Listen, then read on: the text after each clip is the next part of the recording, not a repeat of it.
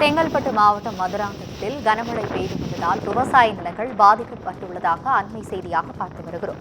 மதுராந்தகம் சுற்றுவட்டார பகுதியில் சுமார் 200 ஏக்கர் விவசாய நிலங்கள் மழைநீரில் மூழ்கியதால் விவசாயிகள் வேதனையடைந்துள்ளனர். இதுகுறித்து கூடுதல் விவரங்களுடன் இணைகிறார் செய்தியாளர் சக்திவேல். வணக்கம் சக்திவேல், கூடுதல் விவரங்களை சொல்லுங்க. நிச்சயமாக வணக்கம் ஆனந்தி. பென்சல் புயல் மாமல்லபுரம் புதுச்சேரி இடையே கரையை கடந்த நிலையில் நேற்றைய தினம் செங்கல்பட்டு மாவட்டம் மற்றும் அதன் சுற்றுவட்டார பகுதிகளில் உள்ள பல்வேறு இடங்களில் பலத்த இடியுடன் கூடிய கனமழை கொட்டித்தீர்த்தது.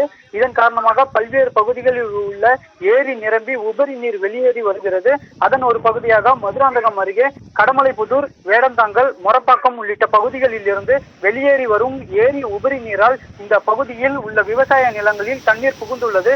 இந்த பகுதியில் சுமார் 200க்கும் மேற்பட்ட ஏரிகளில் நெற்பயிர்கள் நடவு செய்த நிலையில் தற்போது ஏரி உபரி நீர் முழுவதும் விளை நிலங்களில் சூழ்ந்ததால் நெற்பயிர்கள் நீரில் மூழ்கி வீணாகும் நிலை ஏற்பட்டுள்ளது. எனவே போர்க்கால அடிப்படையில் இந்த பகுதியில் பாதிப்புகளை கணக்கீடு செய்து மாவட்ட நிர்வாகம் உரிய நடவடிக்கை எடுக்க வேண்டும் எனவும், இதேபோல் உரிய நிவாரணம் வழங்க விவசாயிகளுக்கு வேண்டும் எனவும் அப்பகுதி விவசாயிகள் கோரிக்கை வைத்துள்ளனர். ஆனந்தி, விவரங்களுக்கு நன்றி சக்திவேல்.